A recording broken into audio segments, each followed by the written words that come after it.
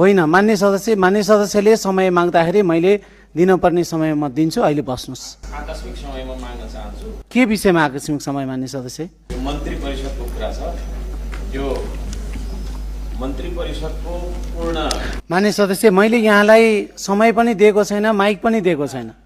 मान्य सदस्य, प्रधानमन्त्रीलाई प्रश्न सोधियो भन्ने हिसाबले यहाँहरूले जुवारी जुन खेलिराख्नु भएको छ यो नियम मुताबिक छैन, संसदको तपाईँको चाहिँ नि के अरे भावना मुताबिक हुँदैन।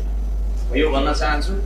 र यो बोल्ने कुराहरूमा पनि तपाईँको चाहिँ हामीलाई अत्यन्तै सीमित पारिएको छ। यहाँ सत्ता पक्षको साथीहरूले बोलिरहनु पर्ने आवश्यक हुँदैन।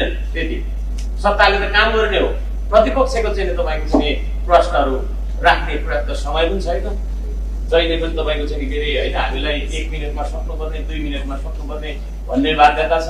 र अर्को कुरा म ध्यान आकर्षण के पनि गराउन चाहन्छु भने सभामुख महोदयलाई, यो कुर्सीहरू खाली छ, आधीभन्दा धेरै कुर्सी खाली छ।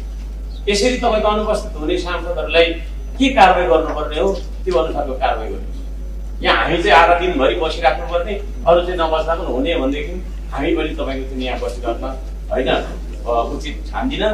म पनि त एउटा दलको नेता हो, म पनि अहिले लागेँ, किनभने यो लाइन सबै खाली छ। नआउनु पर्ने, नबस्नु पर्ने रहेछ। तपाईँले जे गर्नुपर्ने गर्नु होला। शुभ दिन।